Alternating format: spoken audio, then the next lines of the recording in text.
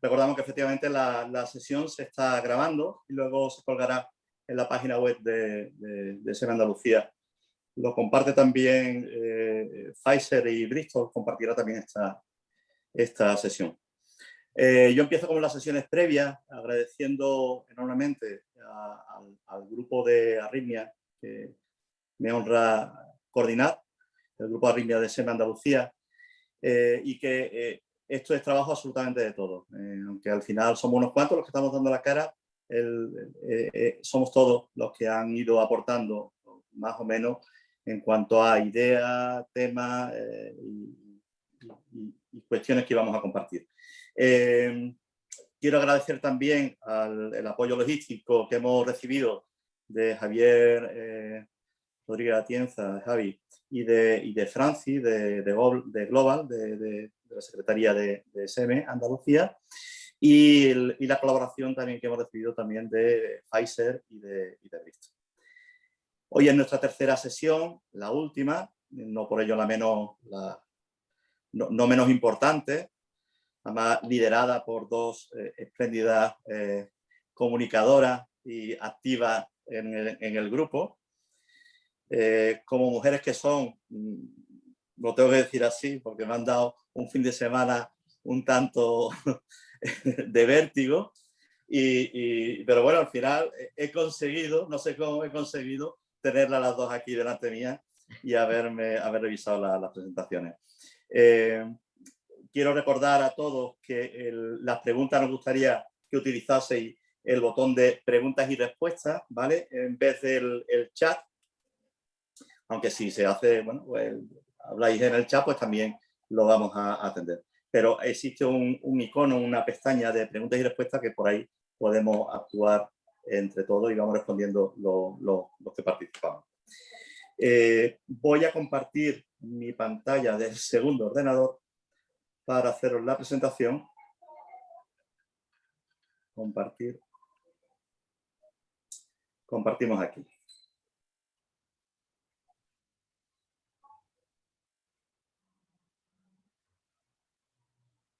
Efectivamente.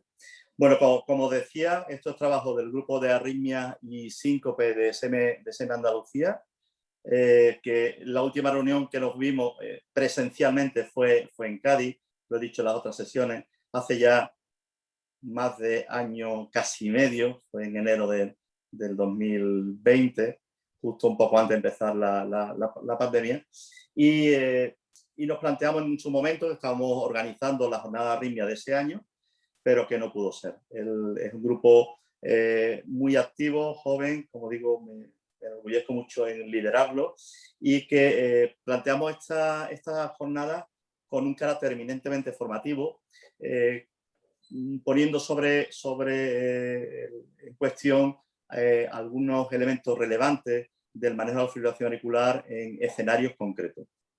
Y que iba dirigida, por supuesto, a todos los médicos de los distintos niveles asistenciales que comparten la atención a esta patología. Nuestros objetivos fueron estos: expresar las últimas novedades científicas, presentar la fibrilación auricular en perfiles concretos y en pacientes ancianos, en pacientes con insuficiencia renal, en la asociación fibrilación auricular con síndrome coronario agudo, el manejo de las complicaciones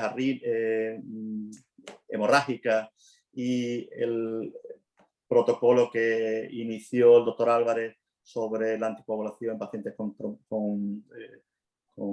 traumatismo craneoencefálico. Y bueno, eso fue el recorrido que hicimos. La doctora Fernández Simón de Virgen de Rocío nos presentó cómo manejar al paciente con fibrilación auricular en el paciente mayor, cómo manejarlo, anciano frágil. No, fue una charla de mucho carácter práctico. También José Carlos García del Universitario de Jerez nos habló sobre qué tenemos que hacer con pacientes con insuficiencia renal. El día 17, el cardiólogo Alejandro Pérez Cabeza, que es el coordinador del grupo de arritmia de la Sociedad Andaluza de Cardiología, nos presentó cómo actuar ante un paciente que a la par tienen fibrilación auricular y síndrome coronario agudo. Como digo, mi amigo Ángel Álvarez, también de aquí de Valme, nos habló del manejo de los sangrados y nos presentó algo que ha sido, bueno, que ha tenido mucha aceptación, y me consta que están incluso de Valladolid, nos han pedido ya la presentación esa para iniciar un protocolo de manejo del TC en pacientes anticoagulados. Y hoy me enorgullezco en presentar a la doctora María José Marchena González del Juan Ramón Jiménez de Huelva, donde nos va a hablar de algo que es lo básico y lo fundamental, pero es lo más importante, porque es lo que la mayoría de nosotros tendremos que hacer con pacientes con fibrilación auricular. No todos vamos a tener pacientes ancianos, no todos vamos a tener pacientes con insuficiencia renal o que a la par tenga un síndrome coronario agudo, y sí todos vamos a plantearnos ante un paciente con fibrilación auricular qué tengo que hacer con el ritmo o con la frecuencia en ese paciente. Y por último, el broche sin duda lo va a poner la doctora Coral Suero Méndez, por muchos quebraderos de cabeza que me haya dado este fin de semana, porque nos va a apuntar sobre las claves en una buena atención integral, que es lo que pretendemos hacer con este tipo de reuniones multidisciplinarias. Así que yo, sin más, os dejo con la doctora María José Marchena, y cuando tú quieras tienes tu tiempo para que nos deleiten. Dejo de compartir. Buenas y cuando tardes. Tú quieras. Vale, comparto pantalla.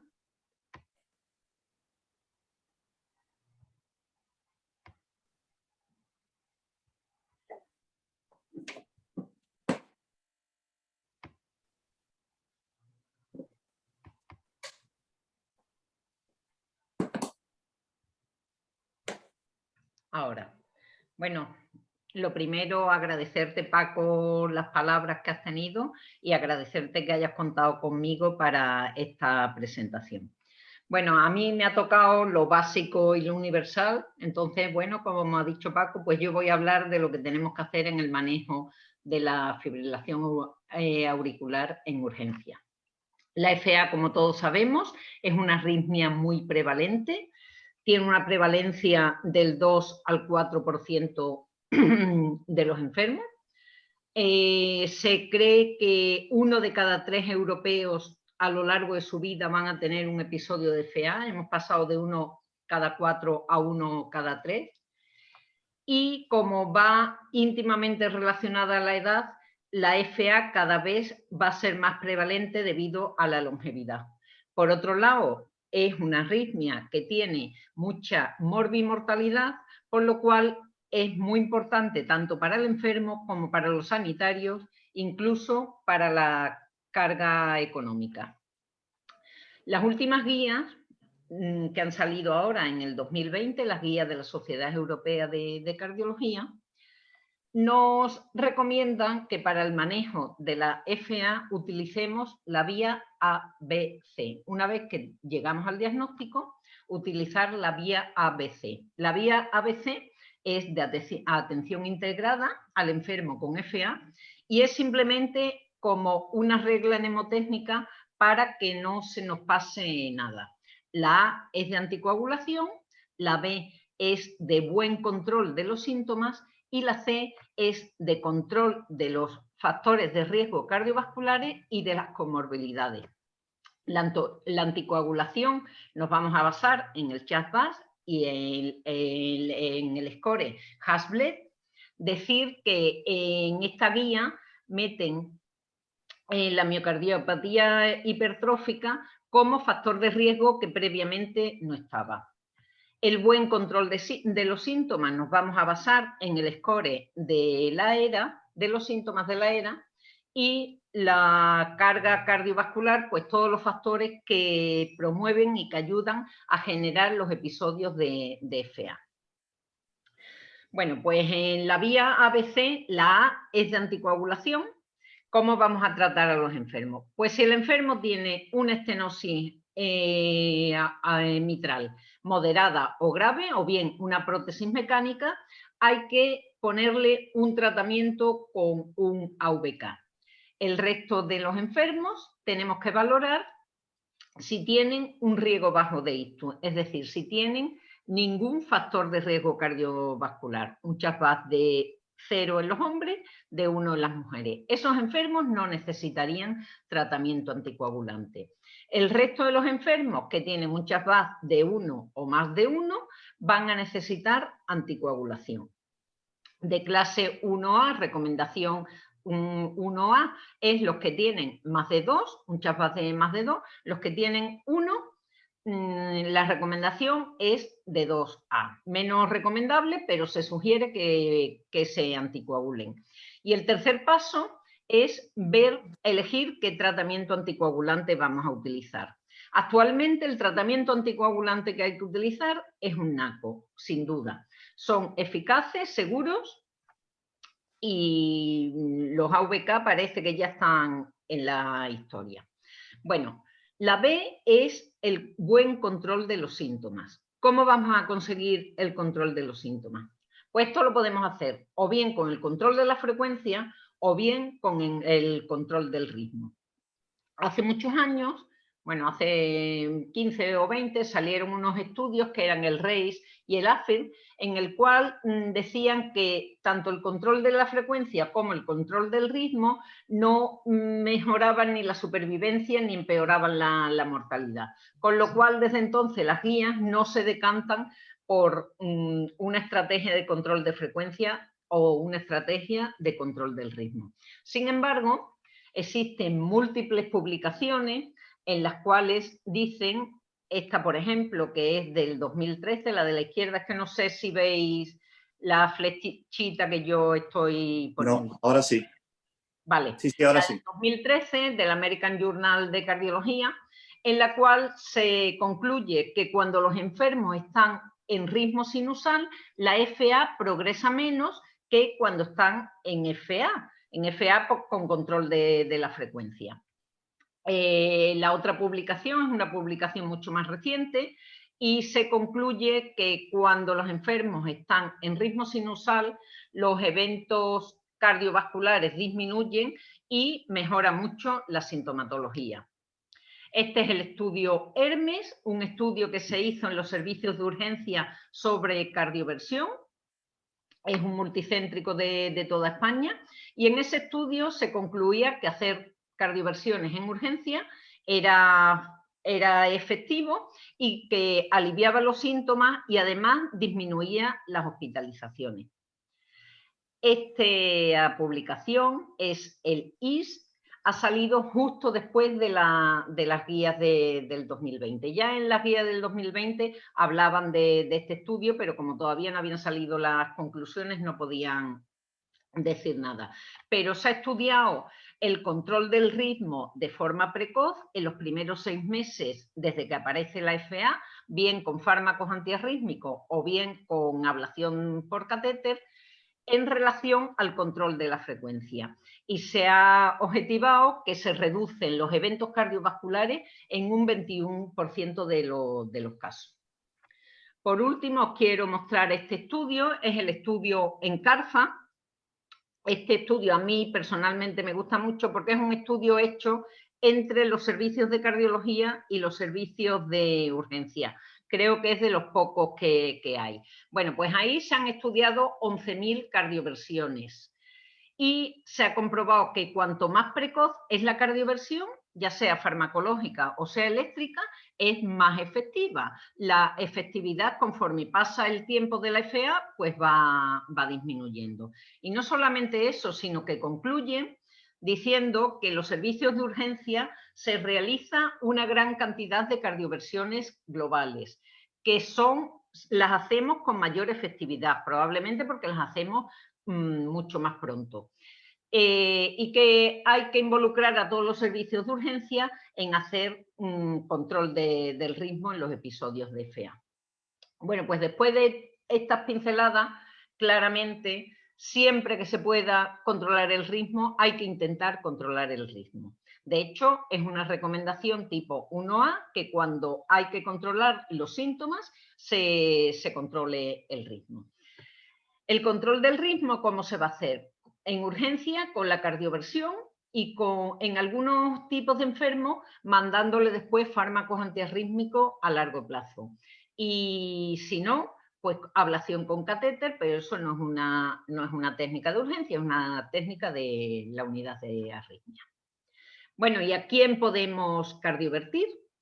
Pues hay que conocer que el riesgo de recurrencia es alto en algunos casos. Por ejemplo, los enfermos que previamente ya se le ha hecho una cardioversión, la gente mayor, las mujeres fumadoras, obesas y obesos, perdón, mujeres y fumadores. Los obesos cuando hay hipertensión, insuficiencia renal, diabetes, hipertiroidismo, todos esos son factores que van a favorecer que la FA recurra. Entonces, ¿a quién sí que podemos hacerle la cardioversión? Bueno, pues esto es un diagrama de flujo de la guía de la SEC, de la ESC, perdón, la SEC es la española y esta es la europea, en el que nos planteamos si hay síntomas, que habitualmente los enfermos que nosotros vemos en urgencia tienen síntomas, entonces vamos a perseguir el control del ritmo. ¿En quién podemos hacerlo especialmente? Pues en la gente joven, en el primer episodio de FA, cuando necesitamos controlar la frecuencia y no se controla la frecuencia, podemos intentar perseguir el ritmo. Cuando la aurícula izquierda no esté muy agrandada, o bien cuando la FA sea precipitada, haya sido precipitada por algún evento agudo como puede ser una sepsis. Y por supuesto, según las preferencias del paciente.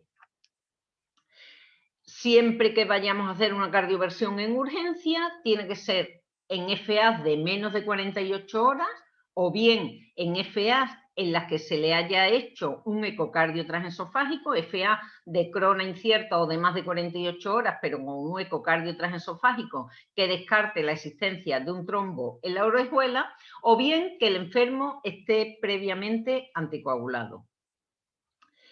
Esto es el diagrama de flujo de la cardioversión. Lo primero que tenemos que ver es si el enfermo está hemodinámicamente inestable. Si está inestable, hay que hacer una cardioversión urgente, emergente, una cardioversión eléctrica de emergencia. Si previamente da tiempo a valorar la anticoagulación, se valora. Si no, se hace la cardioversión y ya veremos la anticoagulación. Si el enfermo está estable, pues vamos a valorar el estado de anticoagulación. Si el enfermo está ya previamente anticoagulado, podemos realizar la cardioversión. De esto voy a hablar después más lentamente, así que no me voy a parar ahora más. Y si el enfermo no está anticoagulado aún, perdón que se me va la pantalla. Si el enfermo no está aún anticoagulado, empezamos la anticoagulación, que se puede hacer tanto con un NACO como con heparina de bajo peso molecular o incluso heparina intravenosa, y posteriormente hacemos la cardioversión. Esto en el caso de que sean enfermos de menos de 48 horas. Los estudios de los NACO, que han hecho muchos estudios, han hecho subestudios cada uno sobre el papel de los NACOs en la cardioversión. Todos han demostrado que son efectivos y que son seguros. Incluso demuestran que la cardioversión, en el caso de hacer una cardioversión electiva, se puede hacer antes, porque no tenemos el problema del INR como cuando utilizamos un AVK. Entonces, una vez que vemos el estado de anticoagulación, vamos a valorar si el enfermo lleva más de 48 horas con el episodio de FA o bien de duración incierta. Esto muchas veces en urgencia es difícil controlar porque o te viene específicamente con las palpitaciones desde hace tanto tiempo, 3 horas, o la mayoría de las veces, o muchas veces, no la mayoría, pero muchas veces, los síntomas son más inespecíficos y muchas veces es difícil dilucidar. Si tenemos dudas, más vale tratarlos como si fuera una FA de más de 48 horas, lo anticoagulamos y se le hace una cardioversión electiva después de 3 semanas de anticoagulación. Si tenemos claro que el enfermo tiene una FA de menos de 48 horas, se puede hacer la cardioversión con relativa seguridad. Digo relativa porque en urgencia casi todo es relativo hablando de seguridad, pero se puede hacer una cardioversión. En la última guía sale una estrategia de cardioversión, pero cardioversión demorada. Han hecho un estudio que se llama el estudio de esperar y ver, Wait and See, en el cual es un estudio que se ha hecho en los Países Bajos. Han cogido 400 enfermos, me parece que eran 440, no llegaba, un poquito menos, totalmente randomizado, y la mitad se ha seguido el procedimiento habitual que se hace en urgencia de cardioversión. Estamos hablando de FA de reciente comienzo, de menos de 48 horas, por supuesto. Y la otra mitad de los enfermos se le ha controlado la frecuencia. Se ha mandado a domicilio y al día siguiente, bueno, a las 12, 24 horas, no mucho más, lo veía un cardiólogo. Si el enfermo seguía en FA, lo volvían a derivar a urgencias para que se hiciera una cardioversión. Estos son los resultados. En el grupo de la cardioversión que se hace en urgencias, hay un porcentaje como de un 13% que revierten de forma espontánea antes de que nos dé tiempo a hacer la cardioversión, y en el grupo que se controla la frecuencia y que al día siguiente son revisados por el cardiólogo, pues hasta en el 69% de los casos ocurre una cardioversión espontánea. El resto de los enfermos lo devolvían a urgencias para que se hiciera una cardioversión. Otro punto que se objetivaba era a los 4 meses se volvía a controlar a los enfermos.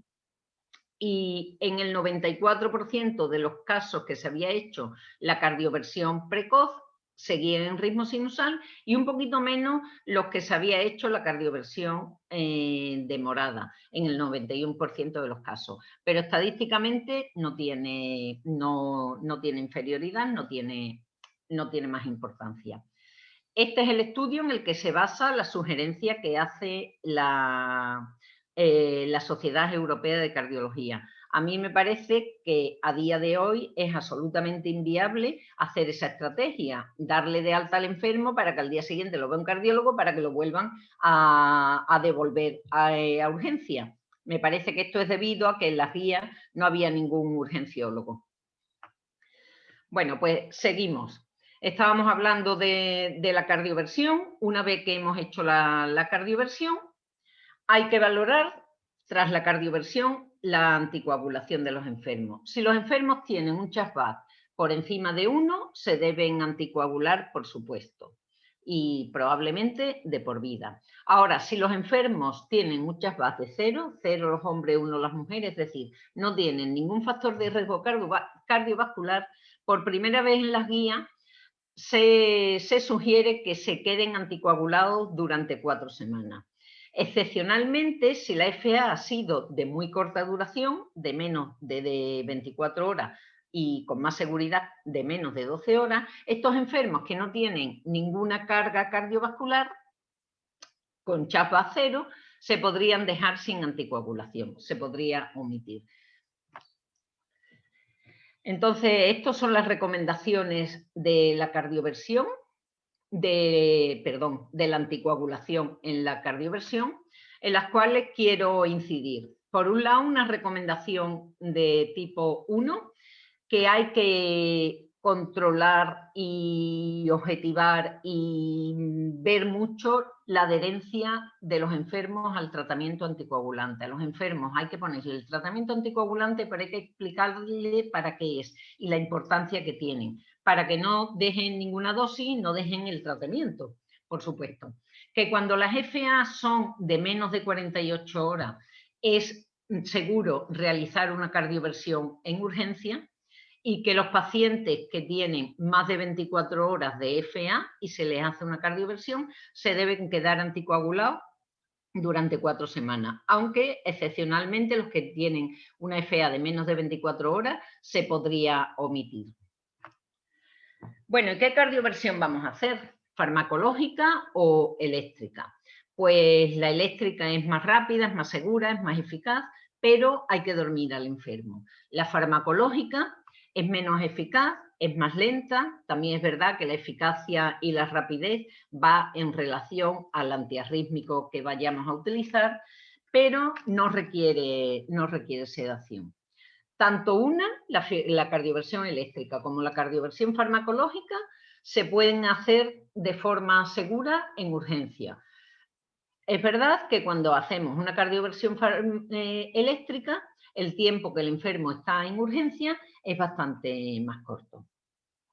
En la guía también sugieren, que no recomiendan, pero se sugieren, basados en este estudio, que se utilicen energías máximas. Se ha hecho un pequeño estudio entre 3 descargas a 360, 3 si no revierte con la primera, claro, ni con la segunda, sobre 3 descargas de 125, 150 y 300 y 150 y 200, y cuando se utiliza carga máxima, el enfermo revierte con mucha más rapidez y no hace falta dar tanto choque. Si vamos a hacer una cardioversión farmacológica, ¿qué fármacos vamos a utilizar? Bueno, pues por supuesto, los fármacos que vamos a utilizar son siempre intravenosos. Si no hay ningún tipo de cardiopatía, ni estructural ni funcional, cardiopatía isquémica, pues lo suyo es utilizar un fármaco del tipo 1C, flecainida o propafenona. Nosotros en mi hospital utilizamos habitualmente flecainidas en estos casos. Hay que señalar que si utilizamos flecainida o propafenona, previamente el enfermo tiene que estar premedicado con un beta bloqueante, porque con la flecainida existe la posibilidad de hacer que pase la FA a un flúter 1,1. Para intentar prevenir que no ocurra esto, hay que darle un beta bloqueante. Si el enfermo tiene una cardiopatía pero leve, una insuficiencia cardíaca en estadio de la NIJA 1 o 2, o bien una cardiopatía isquémica no reciente, hay que descartar que haya tenido un síndrome coronario agudo en el último mes, el tratamiento sería con el Bernacalam. Nosotros en mi hospital no tenemos Bernacalam y yo realmente no lo he usado nunca. El Bernacalam es muy rápido de acción y es muy efectivo. Es el más efectivo de los antiarrítmicos. Y si el enfermo tiene una cardiopatía estructural o cardiopatía isquémica, el tratamiento hay que hacerlo con la miodarona. La miodarona es bastante segura, pero es muy lenta en revertir al ritmo sinusal. Muchas veces tarda hasta 72 horas. Inviable para hacerlo desde urgencia. Estas son las recomendaciones en el cual, vamos, eso ya está dicho, no voy a decir nada más. Algunos enfermos que tienen algunos episodios recurrentes necesitan tratamiento antiarrítmico a largo plazo. Entonces, cuando el enfermo está muy sintomático, hay que valorar ponerle algún antiarrítmico. Esto no debemos hacerlo en el primer episodio, puesto que no sabemos si va a volver a tener episodios o no. Siempre antes de poner el fármaco antiarrítmico a largo plazo, hay que valorar la proarritmia que produce y hay que ver bien qué fármaco ponemos. Si el enfermo no tiene cardiopatía estructural, se puede utilizar dronedarona, flecainida o propafenona. Si tiene una cardiopatía, una insuficiencia cardíaca con fracción de eyección conservada o una cardiopatía isquémica, se puede utilizar amiodarona o dronedarona. Y si tiene cardiopatía más importante, el tratamiento hay que hacerlo con amiodarona.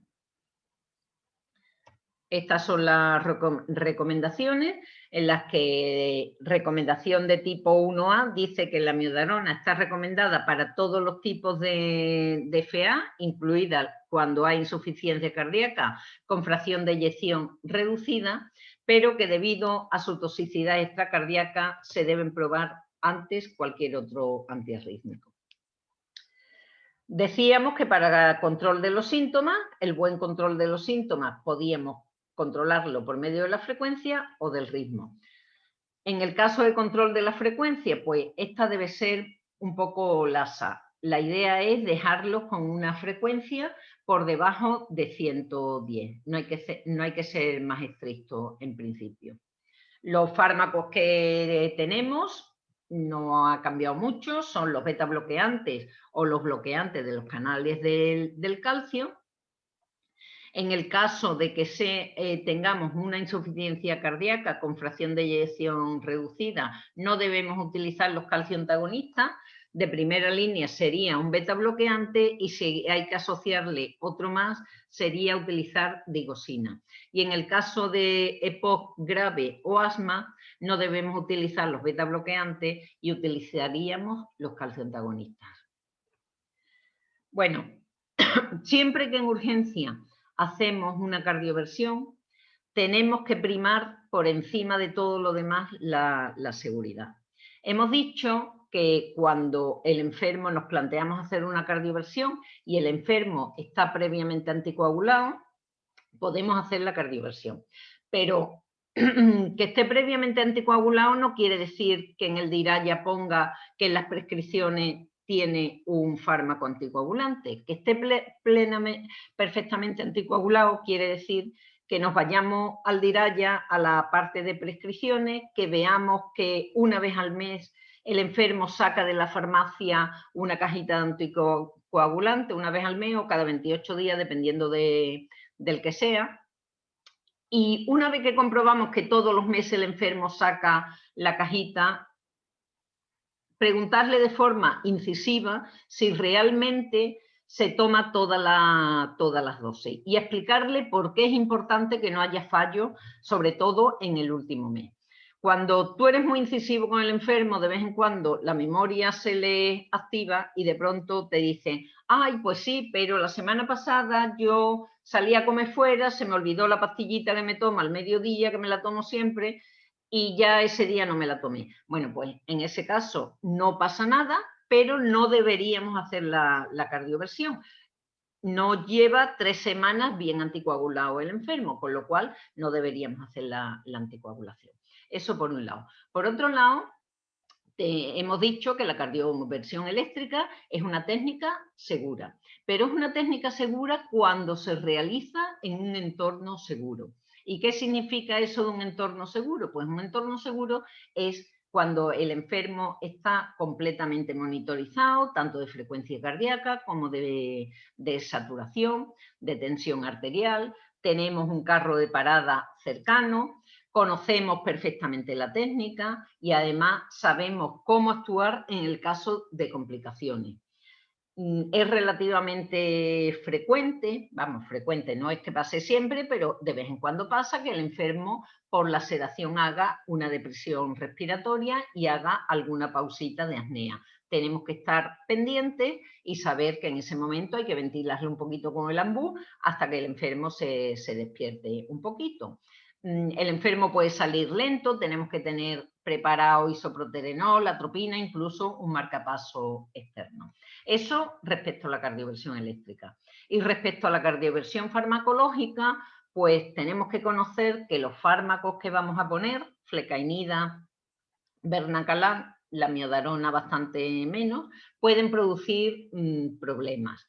Tenemos que conocerlo, tenemos que saber a qué enfermo específicamente le va bien un fármaco o le va otro y conocer perfectamente sus complicaciones. Esto es un estudio hablando de la seguridad de las cardioversiones en urgencia y efectivamente es una estrategia segura y que podemos hacer. Tanto cuando es eléctrica como en este caso, en el de la derecha, es el uso del Bernacalam, pues también se ha demostrado que se puede utilizar en urgencia de forma segura. Bueno, y por último, os quería contar un poco algunos estudios que se han ido haciendo a lo largo de la historia en los servicios de urgencia. Este primer estudio, firmado por la doctora Amparo Fernández de Simón, es el estudio Hermes, el cual es un estudio multicéntrico sobre cardioversiones. en este estudio se recogieron los enfermos en el año 2011. Bueno, pues en el año 2011, aunque esta publicación es un poquito más tardía, en el año 2011, en el 92% de los casos se utilizaba la cardioversión farmacológica y sobre todo se utilizaba la amiodarona. Cardioversión eléctrica como primera opción se utilizó solamente en el 7% de los casos y como segunda opción, porque habían fallado los fármacos, se utilizó en otro 7%, en total un 15%. Este otro estudio es un estudio hecho por los catalanes, en multicéntrico, pero dentro de Cataluña. Y aquí ya se han estudiado 1.200 cardioversiones casi. En el 70% se ha hecho cardioversión farmacológica y en el 29% se ha hecho cardioversión eléctrica. Este estudio se recogieron los enfermos a finales del 2017 y principios del 2018. Ya vamos haciendo cada vez más cardioversiones eléctricas. También quiero incidir en que en este estudio ellos critican el escaso reflejo que en los informes de alta tiene la valoración del riesgo trombótico. Un informe de alta de una cardioversión o de no cardioversión de una FA debe llevar el score CHA2DS2 al menos, y si lleva el HAF-LED mejor, pero el CHA2DS2 por lo menos tiene que llevarlo. Tenemos que llegar a la excelencia en la FA y esto es una parte de la excelencia. Y por último os quiero contar este estudio. Este es un estudio que estamos llevando ahora mismo, está en curso. Este está liderado por Pepe Carvajosa, el cual me ha dado permiso para enseñar esto. Estos son los datos preliminares a finales de abril. Se habían recogido como 5.256 cardioversiones y de estas, en el 40%, pues habíamos hecho cardioversiones eléctricas. Quiere decir que los urgenciólogos poco a poco nos vamos cogiéndole gustillo a la técnica de la cardioversión eléctrica y la vamos haciendo cada vez más. Por último, y a modo de resumen, deciros que cuando vamos a hacer una cardioversión es muy importante valorar la anticoagulación previa de los enfermos y es muy importante valorar y comenzar la anticoagulación posterior de los enfermos durante 4 semanas en los que tienen un CHA2DS2 de 0 y en los que tienen un CHA2DS2 más alto, pues para siempre, aunque se podría omitir en las FA de muy corta duración. Bueno, y como mensajes para llevar a casa, debemos utilizar la vía ABC de la anticoagulación, buen control de los síntomas y control cardiovascular cuando vamos a manejar un FA.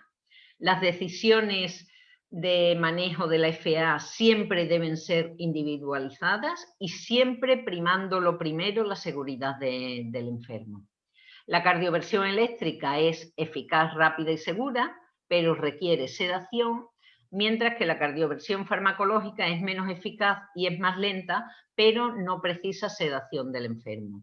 Siempre que vayamos a hacer una cardioversión hay que valorar el riesgo tromboembólico y la anticoagulación antes como después de la cardioversión. Bueno, pues muchas gracias. Yo sé que lo que os he contado es muy básico, pero es lo que hay que hacer en urgencia. Es básico y universal. Muy bien. María José, muchas gracias. Gracias por tu presentación. Ya luego pasaremos en el rato de debate a comentar también algunas cosillas. Si te parece, pasamos directamente a la presentación de la doctora Coral Soro Méndez sobre actualización de las guías, puntos claves para una buena atención integral al paciente con fibrilación auricular. Coral, todo tuyo. Gracias, Paco.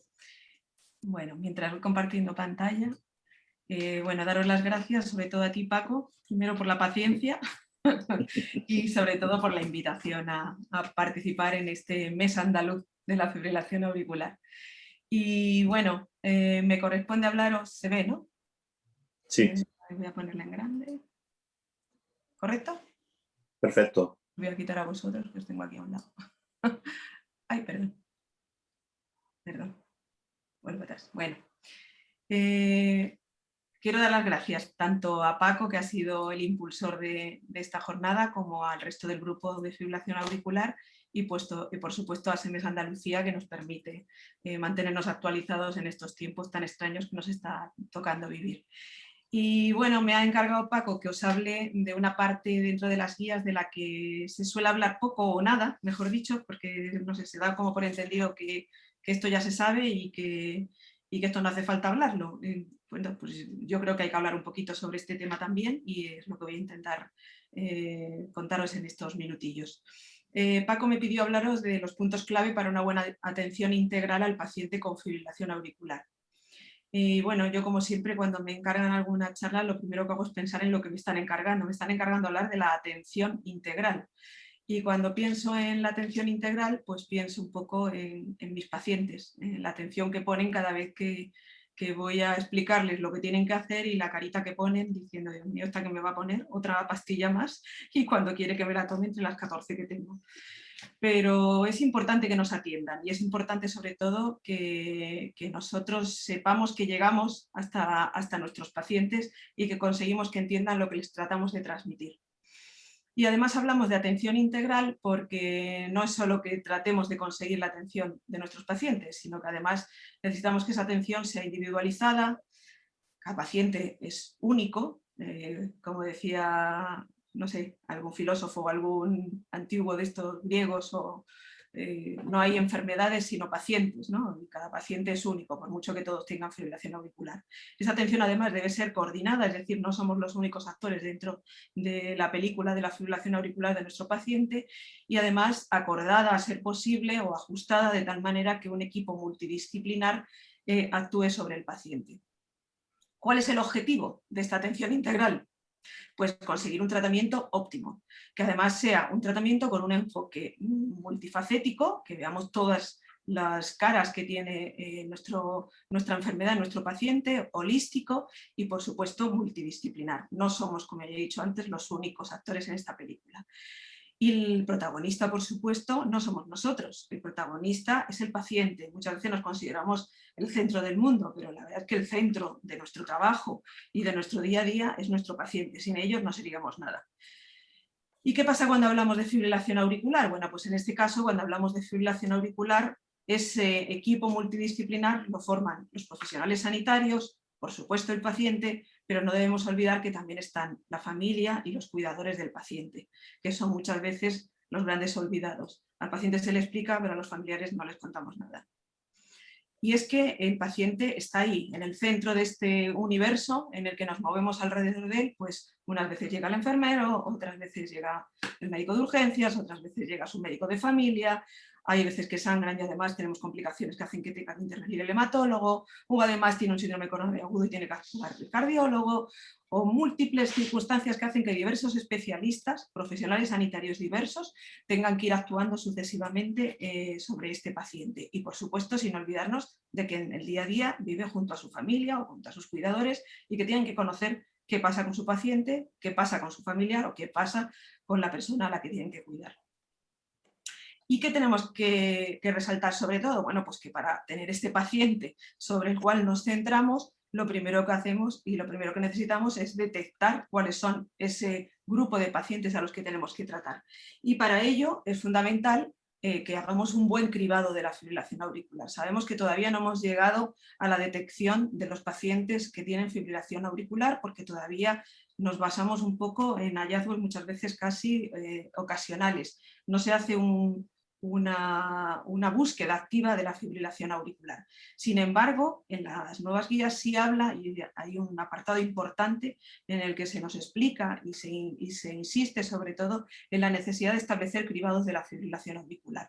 Y en esos cribados es muy importante y resalta muy claramente que el cribado se realiza cuando además de en esa búsqueda activa de la fibrilación auricular nos encontramos o bien con un electrocardiograma de 12 derivaciones, encontramos un trazado de fibrilación auricular, o bien en cualquier otro tipo de trazado, bien monitorización, bien detección a través de móviles, un trazado en el que veamos un trazado compatible, electrocardiográfico compatible con FA, que al menos sea superior a 30 segundos. Todos hemos visto alguna vez, a veces, tiras de monitor que nos entregan en el que vemos una franja en la que no sabemos muy bien si es que ha habido algún movimiento y hay algún tipo de interferencia o si ese trazado en concreto es una fibrilación auricular. ¿Y qué nos dicen las guías? Las guías nos hablan de la posibilidad de hacer un cribado oportunista con un nivel de evidencia clase 1, que sería aquel que se realizaría en aquellos pacientes mayores de 65 años, en el caso de que tuviesen hipertensión con una evidencia clase 1 y en el caso de que sean pacientes con SAOS con una evidencia clase 2A. ¿Y cómo se haría ese cribado? Pues bien, podría hacerse bien por palpación del pulso o tiras de ritmo de electrocardiograma. Y un cribado ya más sistemático, que sería aquel que habría que realizar en todos los pacientes mayores de 75 años o bien con un alto riesgo de ictus, en el que habría que ir activamente a la búsqueda de esa fibrilación auricular. ¿Y cómo haríamos esta búsqueda? Bueno, pues para realizar esta búsqueda tenemos múltiples sistemas. Inciden mucho las guías en la posibilidad de que todos estos sistemas nos puedan ayudar en la búsqueda de esa fibrilación auricular. Estos sistemas, se ve la flechita, ¿verdad? Estos sistemas pueden ser desde la toma del pulso directamente, la utilización de un tensiómetro oscilométrico, la pletismografía integrada en un reloj inteligente que activa el paciente a través del dedo, la utilización de relojes inteligentes también con sistemas de fotopletismografía en el que hagan también un trazado integrado dentro del reloj inteligente, que hagan grabaciones, ya niveles ya más avanzados, relojes inteligentes que además integran la realización de electrocardiogramas que además después se pueden enviar a correos electrónicos a través de los cuales se pueden ver los trazados completos, monitorizaciones telemétricas que se utilizan en los pacientes que se encuentran ingresados bien en las unidades de observación o bien en las unidades de ictus, tiras de ritmo electrocardiográfico intermitentes integradas en los relojes con estas plaquitas que ya llevamos viendo algún tiempo, y ya con sistemas más avanzados como puede ser la utilización de un holter a largo plazo, la utilización de parches con un electrocardiograma continuo o de forma ya más elaborada la monitorización mediante los monitores cardíacos implantables. Como veis, existe una amplia variedad de posibilidades de ir investigando y de ir detectando esa fibrilación auricular en nuestros pacientes. ¿Y por qué es importante esto? Bueno, pues este estudio que se realizó en un sitio donde, como veis, se incluyeron muchísimos pacientes, luego el estudio tuvo que hacerse en China, no hay otro sitio donde podamos incluir tantos pacientes de golpe. Bueno, pues este es un estudio que realizaron un grupo de chinos liderados por el doctor Guo, y el doctor Guo cogió a 250.000 chinos y les dijo: tenéis que descargaros esta aplicación para ver si os encontramos una fibrilación auricular.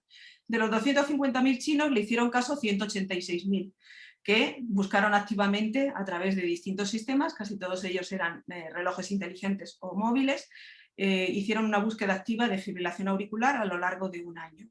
Durante esa búsqueda activa se llegó a un 0,2% de aparición de eventos compatibles con una posible fibrilación auricular, lo que se denominaban sospechosos de fibrilación auricular.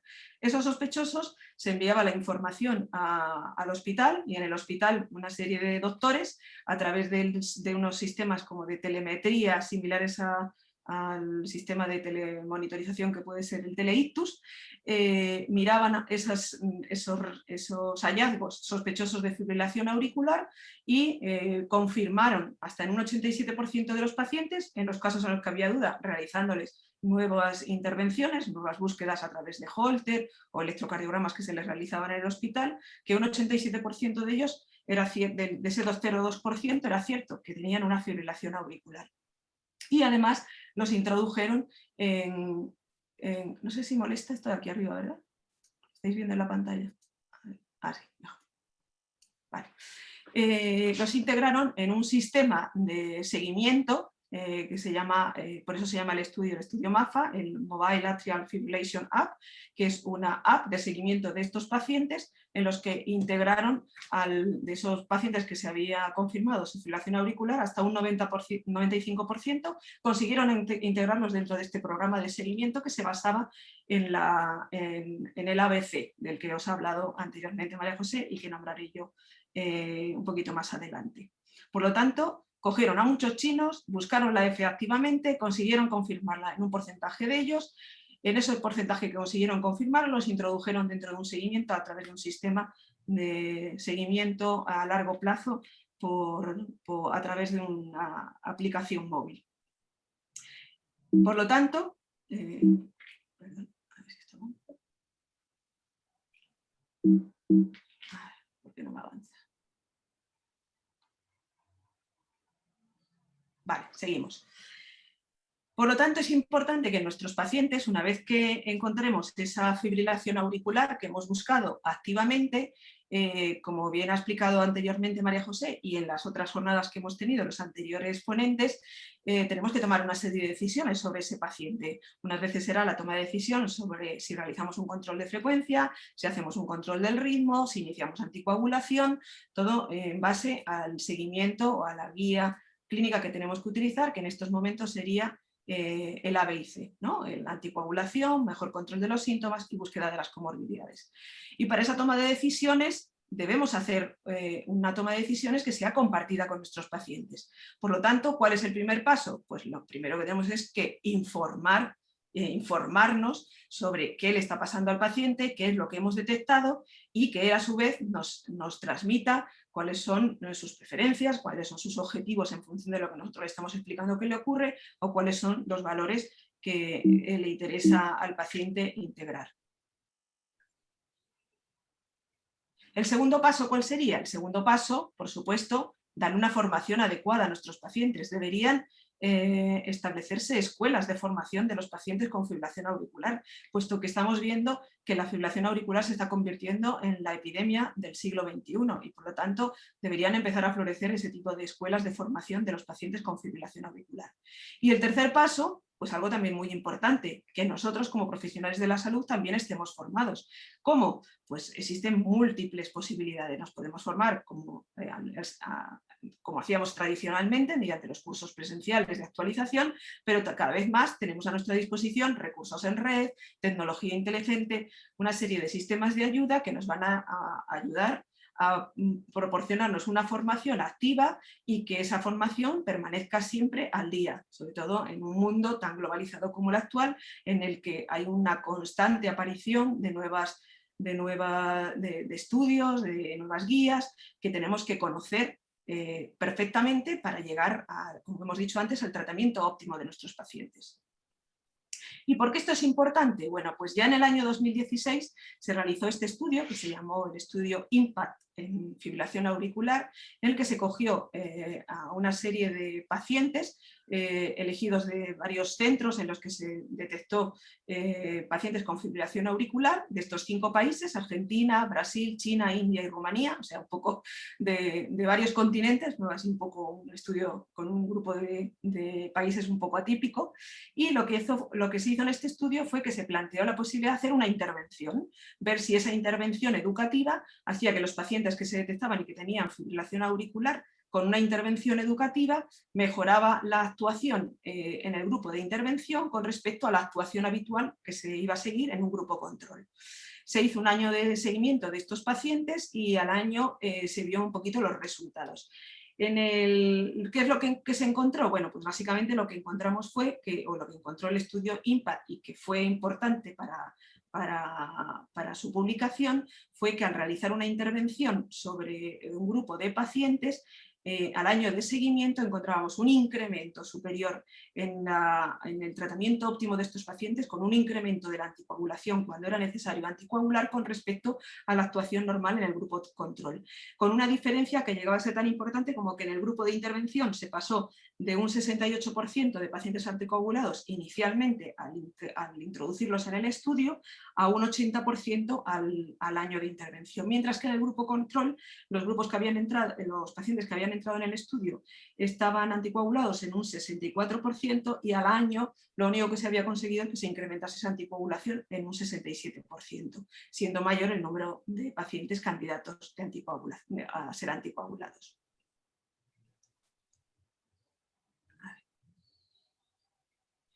Por lo tanto, es importante cualquier actuación que realicemos para conseguir una mejora en la formación de los pacientes, y en la formación de los profesionales.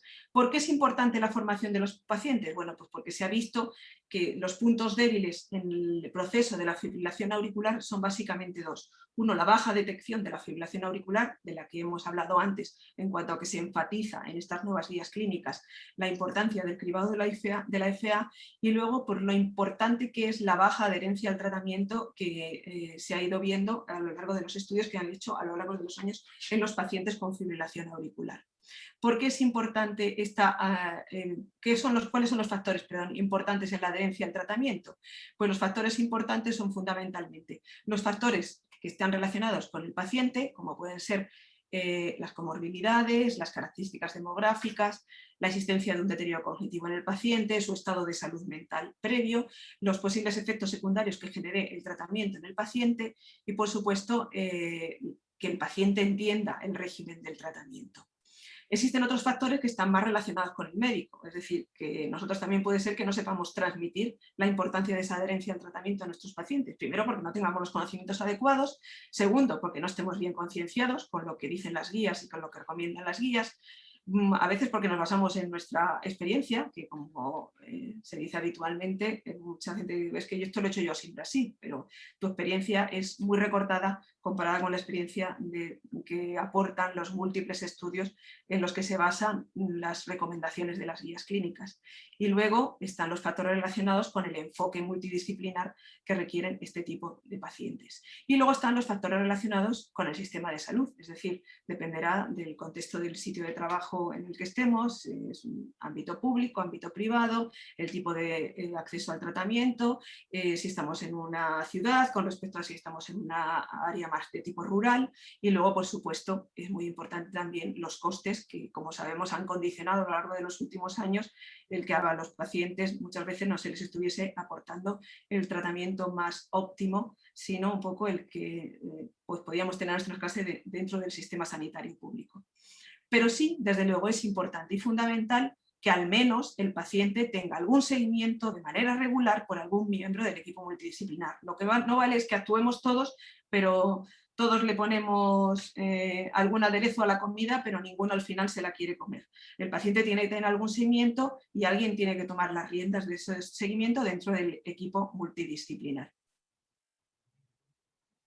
Y, por supuesto, en ayuda para este seguimiento y para esta mayor adherencia al tratamiento de los pacientes, tenemos hoy en día muchas herramientas. Y entre estas herramientas quiero reseñar sobre todo herramientas tecnológicas, de las que insiste bastante en las nuevas guías clínicas y que es cierto que cada vez más son el futuro de la medicina. Y cuando hablo de herramientas tecnológicas no hablo solo de la llamada telefónica del médico de familia al paciente, hablo también de herramientas tecnológicas que empiezan a ser del día a día, quién no tiene un teléfono móvil y quién no se maneja con un teléfono móvil, y que dentro de ellas se pueden integrar sistemas que ayuden al seguimiento de nuestros pacientes con fibrilación auricular.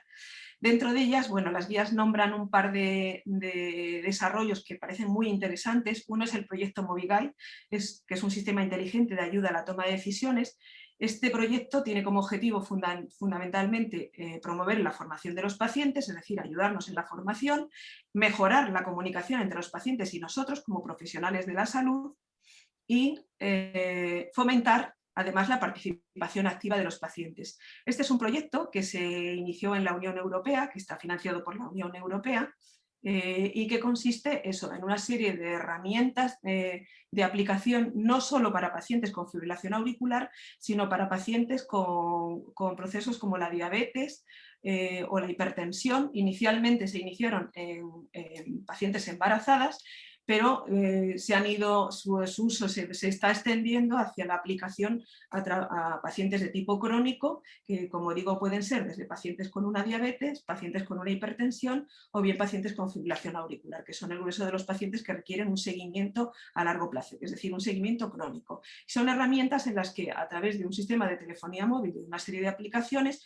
el paciente tiene una especie de sensores que pueden ser en los propios dispositivos móviles o en una pulsera de las de tipo deportivo, que envía información de manera continua a los dispositivos móviles y que va generando una serie de señales de información que pueden ir desde frecuencia cardíaca, alteraciones del ritmo, en algunos casos incluso llegan a desarrollar herramientas de preguntas en que en un determinado momento le hacen preguntas al paciente sobre su estado clínico, tienen capacidad de acceder al historial clínico del paciente y por supuesto a través de una serie de algoritmos hace una integración de la información que reciben física del paciente con la información clínica que tienen del paciente e integran esa información y a través de una serie de algoritmos le van recomendando al paciente una serie de actuaciones que pueden ir desde no vayas a comer ese plato lleno de sal que no es el momento adecuado hasta acude a tu médico porque es importante que te vean en algún servicio de urgencias o que tu médico de atención primaria te atienda para ver un seguimiento de tu tensión arterial que en los últimos 8 días ha estado muy alta. Además de este, existe otro proyecto iba a decir local, pero no es local, un proyecto mucho más específico de fibrilación auricular, que es el proyecto Catch Me, que es una aplicación para teléfonos móviles y tablets, que es también un proyecto que está también financiado dentro de la Unión Europea, pero está realizado desde la Sociedad Europea de Cardiología y que este es específico para la fibrilación auricular. En este caso, a ver si consigo que pase. Perdón. A ver, este proyecto, que ya os digo que está financiado por la Unión Europea, lo que... A ver, porque tengo dificultad para pasarlas. Bueno, consiste en una aplicación móvil, que es esta, la aplicación se llama MyAF, es decir, mi fibrilación auricular, y aquí os la he puesto en español al lado. Esta es la carátula inicial de la aplicación y si os metéis dentro de ella, pues lo primero que hace es un poco hacer primero una información a título informativo sobre qué es la fibrilación auricular, cuál va a ser la calidad del paciente con la calidad de vida de un paciente con fibrilación auricular. Te introduce a una serie de un cuestionario de pregunta datos sobre tu fibrilación auricular, te hace una cuenta propia de tal manera que bueno, adquieres un poco como un seguimiento personalizado de tu fibrilación auricular. No solo eso, sino que además bueno, vas abriendo pantallas y en las distintas pantallas pues va haciendo un seguimiento estructurado de qué es lo que está ocurriendo con tu fibrilación auricular, te va haciendo puntuación de riesgo de ictus, te va haciendo un seguimiento de tu tratamiento, las consultas que vas realizando con los especialistas, la puntuación en cuanto a los síntomas. Como veis es una aplicación muy detallada. Esta aplicación va integrando toda esta información y puede tener un seguimiento por parte de los especialistas que estén al otro lado del seguimiento del paciente, que puede ser el médico de familia, el cardiólogo o bien nosotros en urgencias si el paciente en algún momento acude a urgencias porque tiene algún problema de salud que requiere de nuestra actuación urgente.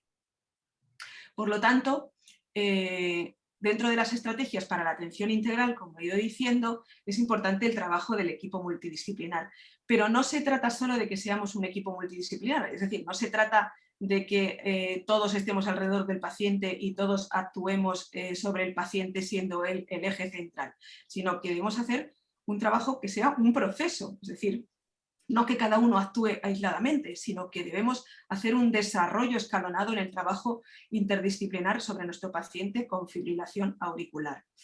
Y esto incluye, por supuesto, que estemos ahí todos los miembros que formamos parte del equipo de fibrilación auricular, seamos los que seamos, desde el médico de urgencias, el médico de familia, el cardiólogo, el hematólogo, el neurólogo, el nefrólogo si es necesario, por supuesto los familiares, como he dicho al principio, y por supuesto el paciente. Pero porque es importante, sobre todo, evaluar el impacto en los resultados relevantes de este paciente. ¿Y cómo vamos a evaluar esto? Bueno, pues una de las cuestiones más importantes en nuestros pacientes es la carga que les supone el tratamiento que les introducimos cuando les detectamos una fibrilación auricular. Como bien ha comentado antes María José, si utilizamos la estrategia A, B y C, lo primero que vamos a hacer es plantearnos la necesidad de una anticoagulación seguido de un control de los síntomas y de comorbilidades. Es posible que de una tirada, en ese desarrollo, le planteemos al paciente que tiene que anticoagularse, que tiene que tomar un fármaco para el control adecuado de los síntomas y además que le hemos detectado una hipertensión o una diabetes y que además hay que tratar ese tipo de procesos.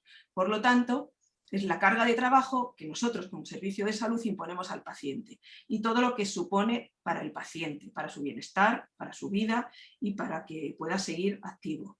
Incluye desde la gestión de la medicación que le estamos iniciando o que tiene que estar iniciando, la necesidad de automonitorización, en el caso, por ejemplo, de que el paciente, como ocurría hasta hace un año, tuviese que ir a los controles de Sintrón o le permitiésemos hacer una automonitorización en domicilio, las diversas consultas que tenga que hacer con el médico, con el trastorno que supone para el paciente tener que ir y venir a los distintos especialistas, lo que supone el hacerse los análisis de laboratorio correspondientes cuando hagamos los controles, o bien, si era un paciente anticoagulado por Sintrón, los progresivos análisis de control del Sintrón y, por supuesto, algo muy importante, los cambios en el estilo de vida. No nos planteamos lo importante que puede ser para una persona que de repente le digamos deja de tomarte cervecitas a todas horas y eso es una carga del tratamiento.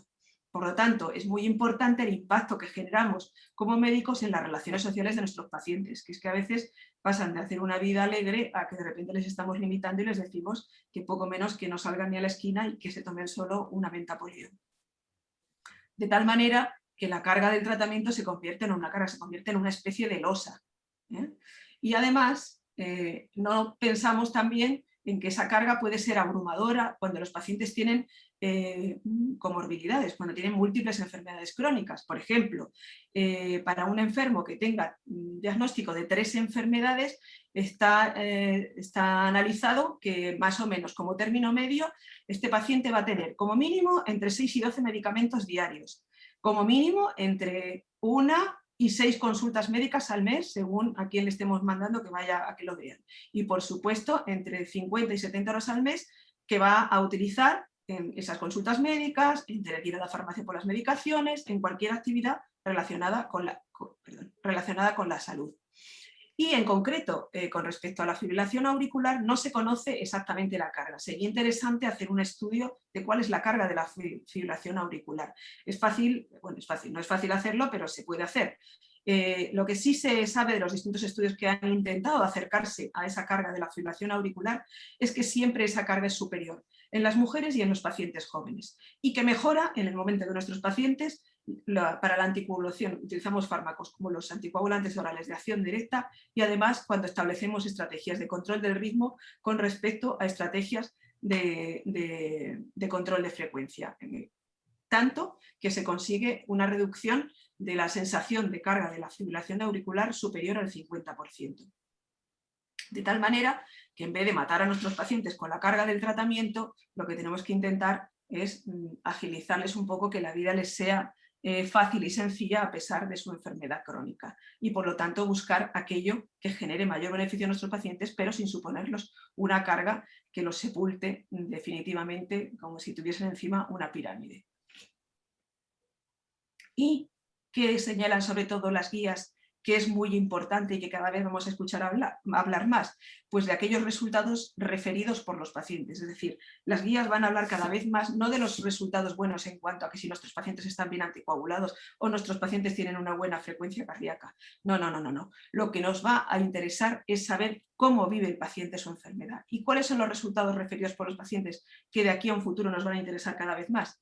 Pues básicamente la calidad de vida relacionada con la salud, el funcionamiento físico y emocional, la función cognitiva, la gravedad de los síntomas, la tolerancia al ejercicio o la capacidad para trabajar.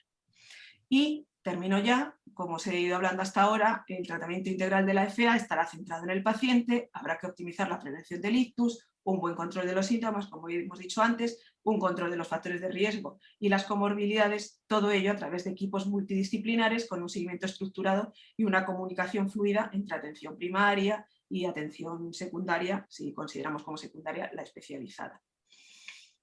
Bueno, de la estrategia que debe ser ABC os ha hablado María José, os lo recuerdo. Todo ello porque disminuye el riesgo de muerte por cualquier causa, tiene menor número de eventos cardiovasculares, menos costes relacionados con la salud y una menor incidencia de ictus a grado mayor, muerte cardiovascular y primera hospitalización. Y recordaros que los chinos que metieron a esos sospechas de FA que finalmente diagnosticaron como FA dentro del seguimiento de la Mobile Atrial Fibrillation Application, son los que han llevado a esta estrategia de la BIC, pues son los que, aplicando esta estrategia con el seguimiento a través de sus telefonías móviles, han visto que se producía una reducción en los riesgos de rehospitalización y en los eventos clínicos. Y por lo tanto han avalado esta guía clínica y este cambio en las guías clínicas, avalando esta estrategia de la BIC, no solo como estrategia que todos debemos tener en mente, sino también a través de los dispositivos móviles. Las recomendaciones que os he ido reseñando vienen así esquematizadas dentro de las guías clínicas con sus niveles de evidencia. Este es un poco el esquema que las guías clínicas nos explican sobre cómo el paciente debe estar en el centro del seguimiento de la fibrilación auricular y todos alrededor. Y si tengo que hacer alguna crítica, es una crítica importante, y es que las guías clínicas hablan de todos estos especialistas, pero no hablan de los médicos de urgencias. Como mensajes para la reflexión, bueno, pues quiero recordaros básicamente que la atención integral de la fibrilación auricular es un proceso multidisciplinar en el que debemos estar médicos, pacientes, cuando digo médicos hablo de personal sanitario en global, enfermería también, por supuesto, y familiares o cuidadores, que debemos confirmar la FA mediante el ritmo de FA en electrocardiograma superior a 30 segundos o un electro de 12 derivaciones con un trazado de FA, caracterizar la FA y establecer una estrategia A, B y C, como hemos dicho anteriormente. Por supuesto, establecer una toma de decisiones compartida con el paciente en función de las opciones que le planteemos y de la carga del tratamiento que suponga para el paciente lo que le estamos ofertando. Y, sobre todo, que el buen manejo de los pacientes con fibrilación auricular requiere de un esfuerzo de equipo. Somos como un equipo deportivo. En este equipo está el paciente, en este equipo está el médico de familia, los familiares, enfermería, cardiología, neurología, hematología, nefrología, puedo decir muchas especialidades, pero sobre todo está el médico de urgencias. Y mientras no seamos especialistas, seguiremos reclamando la especialidad porque buscamos la seguridad de nuestros pacientes y el mayor desarrollo y el mayor tratamiento óptimo de los pacientes. Y para ello necesito una formación específica, y esa formación nos la va a dar la especialidad de urgencias. Gracias a todos. Muy bien, Coral. Muchas gracias. Fantástica la atención integral. Falta espera, efectivamente. Voy a quitar la pantalla, un segundito. Sí. Ya está. Ahora, muy bien. Te decía que muchas gracias y efectivamente estoy de acuerdo que falta, adolecemos mucho de esa atención integral, ¿no? Y la explicación y la consideración del médico de urgencia en toda esta estrategia que has planteado, efectivamente. Pasamos un turno de preguntas, de debate, de comentarios, que algunos quieran si alguien quiere hablar puede abrir el micrófono y hablar, y si no utilizamos la zona de preguntas y respuestas que tenemos habilitado. Ya de hecho hay algunas preguntas. Jesús Zúñiga, Jesús, ¿qué tal? Habla de que, si no me equivoco, se habló por encima en una de las primeras diapositivas sobre la posibilidad de prescribir antiarrítmicos orales tras cardioversión eléctrica. ¿Existe alguna indicación o recomendación de con qué perfil de paciente se debe actuar de esta forma?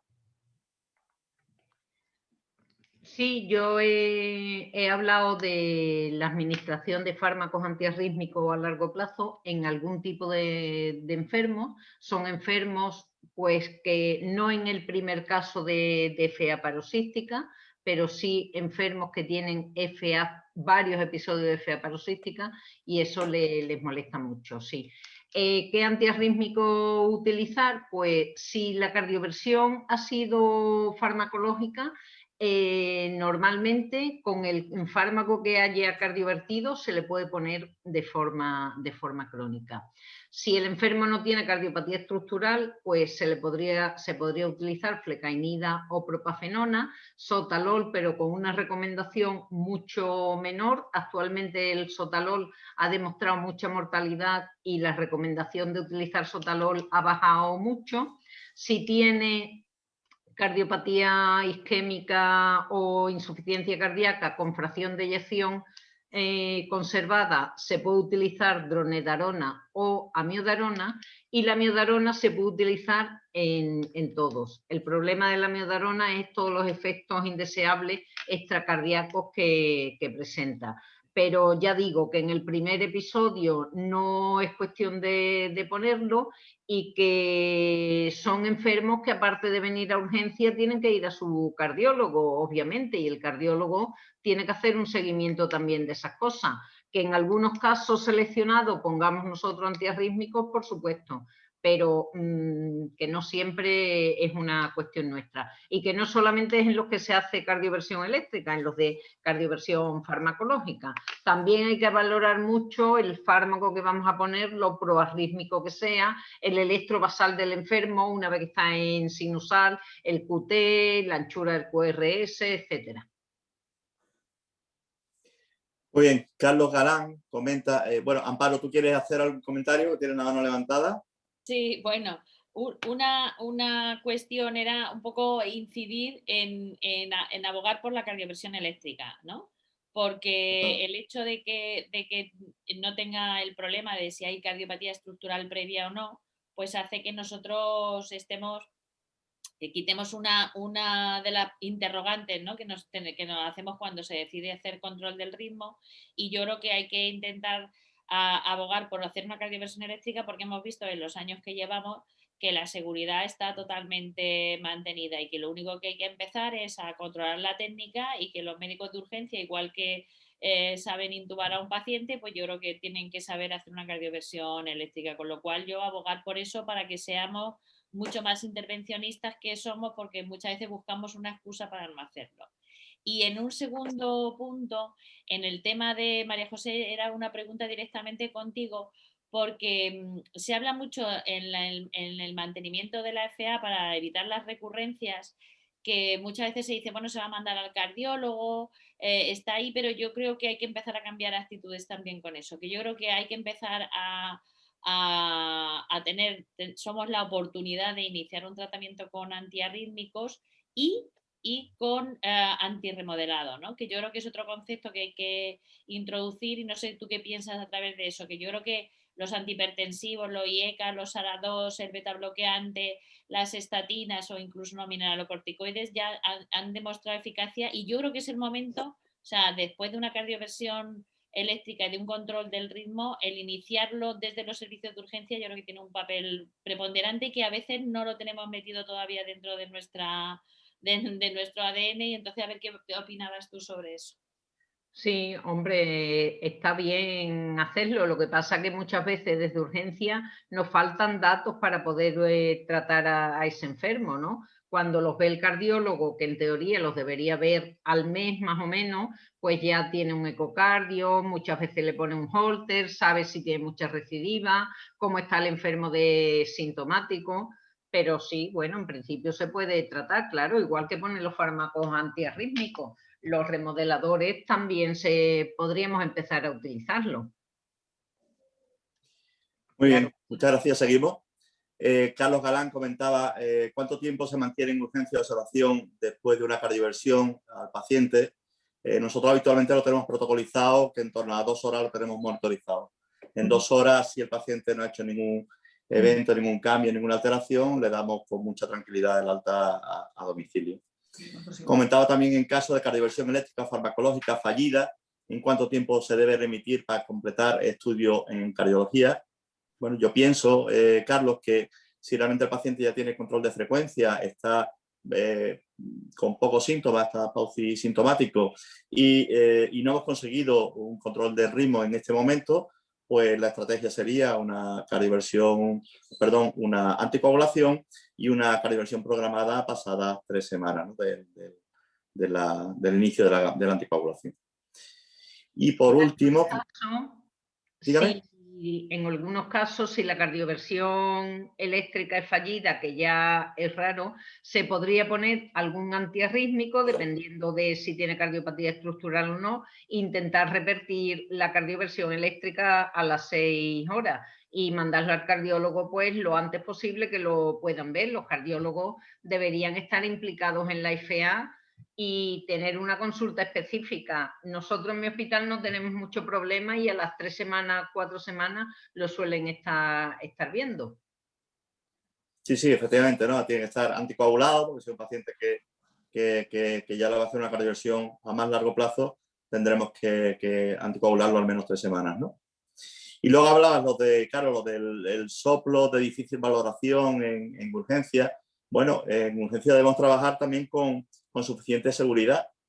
Ha dicho María José que no tenemos 100% de seguridad en todo, pero utilizando el sentido común, y si tengo un paciente que tiene un soplo, tengo sospecha de cardiopatía estructural, lógicamente ya me limita a la hora de utilizar fármacos antiarrítmicos como flecainida, propafenona.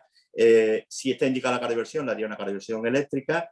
Y en cuanto a la anticoagulación, pues salvo que tenga datos muy claros, evidentes, que le he hecho un ecocardio y tiene una valvulopatía mitral significativa como origen de la fibrilación auricular, salvo eso, no tendría ninguna contraindicación para utilizar un anticoagulante de acción directa para anticoagular a ese paciente. No sé si estáis de acuerdo conmigo. En esto quería yo puntualizar una cosa, Paco. A veces pienso que, esta es casi una opinión personal, por miedo a no anticoagular a pacientes que tienen un soplo, no anticoagulamos. Y yo creo que eso es un crash error. Quiero decir, es más fácil anticoagular y ya luego enviar a que alguien haga la revisión adecuada, que será seguramente el cardiólogo, que haga un ecocardio, que no mandarlo, ya que hemos detectado que hay un problema y que va a necesitar, porque tiene un riesgo importante para tener eventos tromboembólicos, iniciemos la anticoagulación. El único perjuicio de los anticoagulantes orales de acción directa no es perjuicio, es que no generan el beneficio que se busca cuando no se tiene fibrilación auricular no valvular, pero no es que perjudique a los pacientes valvulares, simplemente que no los protege de la misma manera que protege a los otros. Porque hasta ahora el único estudio que hay es uno pequeñito, uno que se realizó hace ya tiempo, se tuvo que suspender porque no estaban bien protegidos. Quizá en un futuro esto cambie, no lo sabemos, pero ahora mismo lo que hay es lo que hay, pero yo creo que es mejor iniciar y que luego el cardiólogo diga, pues este paciente tiene una estenosis mitral moderada severa y entonces este paciente requiere otro tipo de anticoagulación que no empezar nada, que quizá ese es el mayor riesgo. Totalmente. Absolutamente de acuerdo. De todas formas, es raro ver en urgencias a un enfermo por un FA y que tenga una estenosis mitral moderada. Antes eran más frecuentes, pero hoy en día casi todos los soplos que escuchamos son estenosis aórticas, insuficiencias mitrales, son valvulares que tienen una capacidad de anticoagulación que los anticoagulantes orales de acción directa lo cubren perfectamente. Las guías cada vez más han dejado muy claro que son las estenosis mitrales moderadas severas, no son adecuadas para este tipo de fármacos. El resto, todo el mundo se puede anticoagular con ellos. Luego vamos a darle comodidad a los pacientes, creo yo, y seguridad. Pablo Carreño, yo creo que se ha respondido bien tu pregunta, ¿no? Con los comentarios de Coral y María José. Ángel Álvarez le hace una pregunta a María José, que comenta si un paciente que toma un anticoagulante de acción directa, por ejemplo, el Apisaban 5 miligramos cada 12 horas, si no ha completado una sola toma en las últimas 3 semanas, si eso sería indicación para no cardiovertir al paciente. Hombre, si fuese tan estricto tú en el manejo. Creo que hay que primar la seguridad del enfermo. Si el enfermo tiene que estar perfectamente anticoagulado durante 3 semanas y se ha saltado una dosis, probablemente no pasaría nada, pero ¿y si pasa? Probablemente le podemos controlar la frecuencia, explicarle perfectamente que no se puede saltar ninguna dosis y por qué no se la puede saltar y citarlo para que le hagan una cardioversión a las 3 semanas a partir de ese momento, ¿no? Yo no me arriesgo a cardiovertir a la gente y me encanta hacer cardioversiones y hago muchísimas, pero me parece, y por eso he querido incidir, que a ver si ahora por hacer cardioversiones vamos a hacer más de la cuenta. Primar la seguridad es lo primero que hay que hacer. Yo no lo haría. Ángel, yo no sé si tú quieres aportar alguna cosa más como experto en anticoagulación en este punto. Yo particularmente no sería tan estricto. Entiendo que porque un paciente deje una toma de un fármaco, además como Apisaban, son de 2 tomas diarias, el que dejara de tomar una dosis no contraindicaría la cardioversión. Es importante también qué toma ha dejado de tomar. Quiero decir, si la inmediata al momento de realizar la cardioversión, entonces sí, yo me preocuparía. Si es una toma que dejó de tomar hace 8 días, aislada, una única toma, tampoco creo que sea yo tampoco creo que sería tan estricta. ¿Se me Ángel, oye? ¿puedes hablar? A ver qué opina Ángel. ¿Se me oye o no? Sí, Sí. sí, ahora perfecto. Sí, Ah. sí. Bueno, felicitaros a las dos, que ha sido unas exposiciones magníficas y clarísimas. Y bueno, la pregunta era porque quería pues, comprobar efectivamente que creo que estamos todos en la misma onda, ¿no? Yo no he puesto lo de saltarse porque no he querido, o sea, no he puesto lo de saltarse, sino que no lo haya tomado. Hay muchas opciones para no habérsela tomado. Yo qué sé, desde un paciente que ha tenido un cuadro de vómitos y ha obviado esa toma y se toma la siguiente, que yo en ese caso insistiría, y si el paciente me parece que el resto lo ha hecho, pues lo cardiovertiría. Pero si el paciente se ha saltado una toma porque se la ha olvidado, pues entonces no lo haría. Porque si se le ha olvidado una, puede ser que se la hayan olvidado más. Pero estoy totalmente de acuerdo con María José en que hay que tener seguridad, ¿vale? Individualizarlo, por supuesto, pero tener seguridad en lo que hacemos. Y lo que dice Coral también es cierto, o sea, porque te olvides una toma o dos no va a ser un problema, pero ahí está lo de la adherencia, o sea, que si hay alguien que se lo olvida una o dos veces, ¿por qué no se lo han olvidado más, ¿no? Entonces yo creo que hay que primar la seguridad. Ángel, ¿puedo...? Sí, habla, Amparo. Hay un tema, yo ahí discrepo con vosotros, ¿eh? Porque cuando nosotros mandábamos a un paciente 3 semanas y después se anticoagulaba, no tenemos certeza de que durante todo el tiempo mantenga unos niveles de INR por encima de 2. Entonces, de hecho, se hicieron estudios cuando salieron los anticoagulantes orales directos, en los cuales se vio que incluso con cifras de INR en los controles normales le hacían una ET y veían incluso trombos y se hacían cardioversiones selectivas porque no se conocía ese detalle. O sea, que yo creo que porque un olvido de una dosis relativamente lejos de... Yo creo que no significa que no puedas anticoagular. Yo discrepo porque yo creo que si tú tienes lo hemos hecho después de 3 semanas con más tiempo de FA y no teníamos constancia de que los INR estuvieran bien todos los días, no hace falta que por una o dos dosis de un fármaco no se pueda hacer una cardioversión en un momento determinado. Otra cosa es que se le haya olvidado los 3 días últimos, ¿no? Pero yo creo que una dosis en el último mes no significa absolutamente nada. No sé. Yo no voy tanto porque no vaya a tener trombo como porque se conciencia al paciente de que es muy importante que esté en todo momento anticoagulado y bien anticoagulado. Sí. Y el hecho de haberse olvidado, por eso he dicho que no he puesto lo de olvido, sino que bueno, tú puedes no haber tomado una toma por muchos motivos, pero si te lo has saltado porque se te ha olvidado, yo creo que es importante el que el paciente se conciencie, no solo por la cardioversión en estas 3 semanas, sino en el futuro, para que no lo olvide nunca, ¿no? Porque es la fórmula para que el paciente haga bien el tratamiento de los ACOS. De los pacientes con antivitamina K sabíamos que tenían examen cada todos los meses, ¿no? Eso es importante lo que has dicho, Ángel, y las guías hablan cada vez más, y yo creo que en un futuro cada vez va a haber más, y es lo que he comentado yo antes. El papel de la enfermería, del seguimiento de un paciente que es tan crónico como lo es un hipertenso o es un diabético, en el seguimiento de su tratamiento, que se vigile si el paciente está haciendo el tratamiento adecuadamente, si hay adherencia al tratamiento, si está sacando los fármacos, cuánto fármaco está sacando, si se lo está tomando de la manera adecuada, si es la dosis que le corresponde. Entonces ahí hay mucha labor que se está intentando integrar dentro de estas aplicaciones móviles, que son muchas veces las que van a hacer ese seguimiento a distancia a través de telefonía, que va a conseguir recordar al paciente a todas horas, te toca la pastilla, que yo todavía esto recuerdo perfectamente, lo he contado alguna vez, mi suegra estuvo durante muchos años tomando Sintron y el momento fatídico del día era cuando sonaba el pitido de su móvil, donde todo el mundo corría a buscar un Sintron, porque es que era el momento del Sintron de la abuela.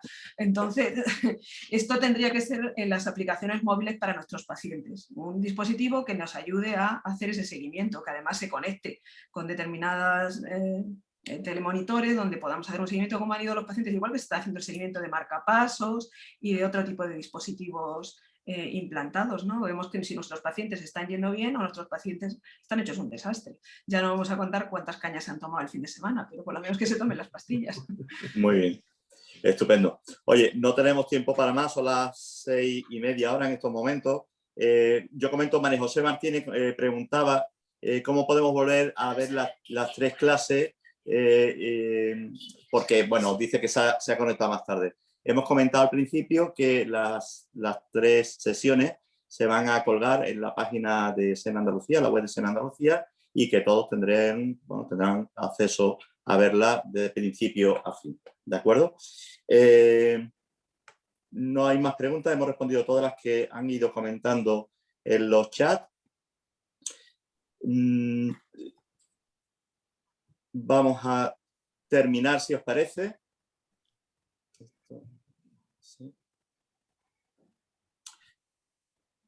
Rápidamente, unas conclusiones para recordar lo que habíamos comentado en las otras sesiones y el broche de estas de ahora, ¿no?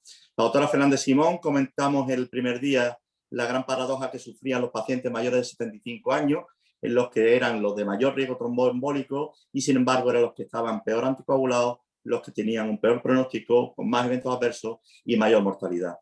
Que la prevención del ictus había que tenerla como lugar central, había que recalibrar la balanza riesgo-beneficio, que las nuevas guías lo que hablaban era la anticoagulación con anticoagulante de acción directa frente a OBK, sobre todo en pacientes mayores, y aquí hay que insistir muchísimo.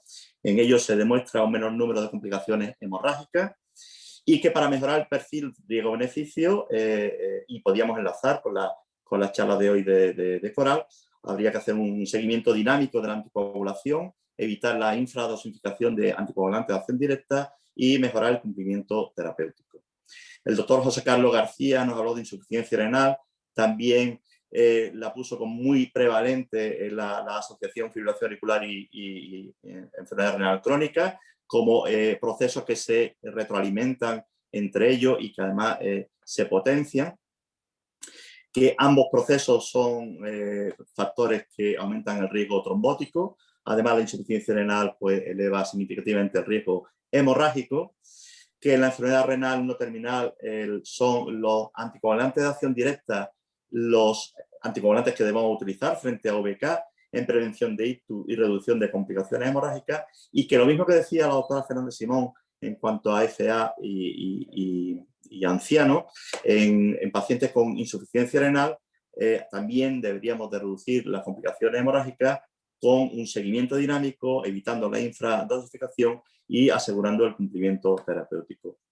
El doctor Pérez Cabeza, el segundo día, nos habló del binomio fibrilación auricular síndrome coronario agudo como un binomio frecuente, que también se retroalimentan y que ensombrecen el pronóstico de cada una de estas enfermedades por separado, que hay que utilizar beta bloqueantes y es la única posibilidad que tenemos cuando se asocian estas dos enfermedades para control de frecuencia, y tendríamos para control de ritmo solamente las posibilidades de cardioversión eléctrica o farmacológica con amiodarona. Insisto en la asociación fibrilación auricular más síndrome coronario agudo, que la terapia dual con anticoagulante de acción directa y un inhibidor del P2Y12 es la que está indicada, y esto reduce las complicaciones hemorrágicas con un incremento no significativo de la incidencia de trombosis subaguda del esteno.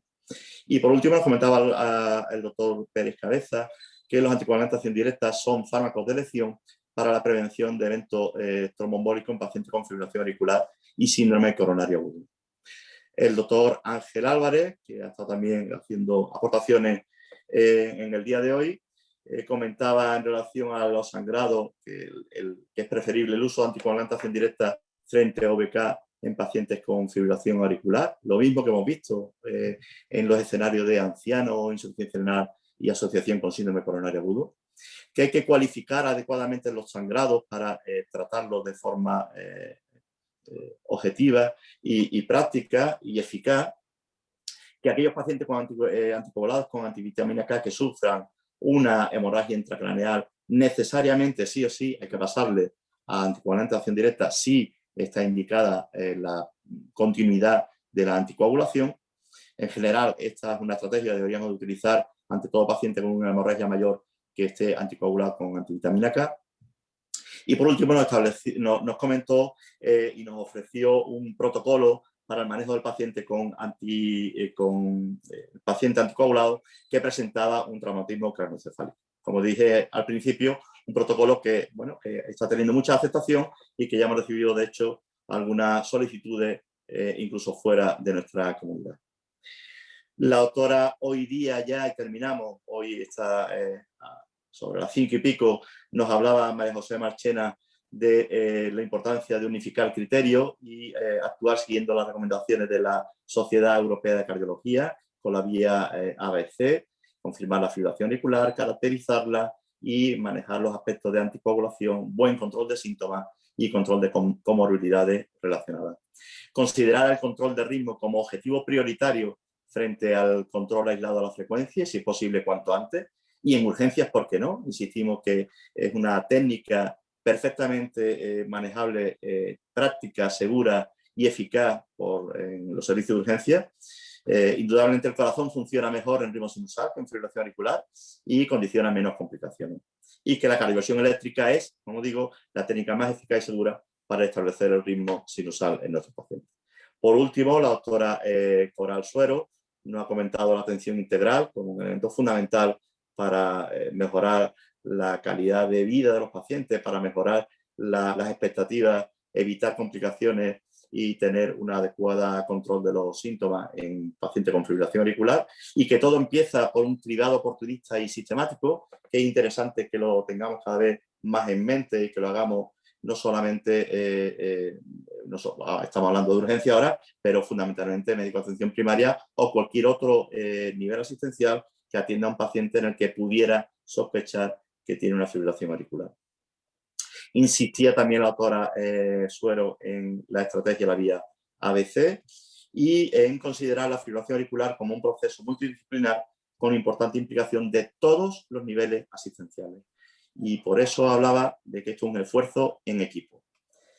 Y terminando con esta frase, yo dejo a mi presidenta de la Sociedad Española de Medicina de Urgencia y Emergencia en la Comunidad Andaluza, la doctora Fernández de Simón, para que ponga el broche de oro a esta jornada y con un mensaje que nos va a orientar efectivamente en esto del esfuerzo en equipo, ¿no? Amparo. Bueno, muy buenas. Yo de verdad darte las gracias, Paco, porque ha sido tremendamente interesante. Creo que se alcanza un nivel de calidad científica de las ponencias que se han organizado que es para estar orgulloso. O sea que yo creo que eso es una piedrecita más que nos dice que, bueno, pues que necesitamos ya tener un reconocimiento de lo que hacemos. Y un poco para terminar y no tardar mucho, es invitar a todo el mundo que está aquí a que salga el día 27 a las 12 de la mañana en la puerta de las urgencias, en la entrada de las urgencias, ¿no? Para dar visibilidad a todos los que somos, a todos los que estamos todos los días ahí al pie del cañón, a toda la labor que hacemos, ¿no? Que a veces pasa un poco desapercibida y que necesita que se nos vea, ¿no? Y que el ministerio sepa que estamos ahí, que somos muchos, y que necesitamos una especialidad ya para que este tipo de formación que se hace ahora sea de forma arreglada, que sea homogénea y que consigamos la seguridad para nuestros pacientes y un poco la tranquilidad para nosotros, que yo creo que después de la labor que llevamos hecha nos lo merecemos, pero sobradamente. Y que, bueno, por lo menos los que nos vayamos yendo, que algún día de nuestra vida, ¿no?, tengamos colgado el título de médico de familia, médico de urgencias, ¿no?, y que podamos decir con todo el orgullo que decimos ahora que somos auténticos urgenciólogos. Y nada más, muchísimas gracias por estar aquí, por todo lo que habéis trabajado. Muy bien, pues muchas gracias, Amparo. Muchas gracias a todos por la asistencia y espero que haya sido de vuestro agrado y de vuestra formación, el objetivo inicial que teníamos. Quedarán colgadas en la página y bueno, saludos a todos. Un abrazo. Yo me despido con una flor. El mes andaluz. La echaba de menos. Gracias, gracias. Gracias a todos.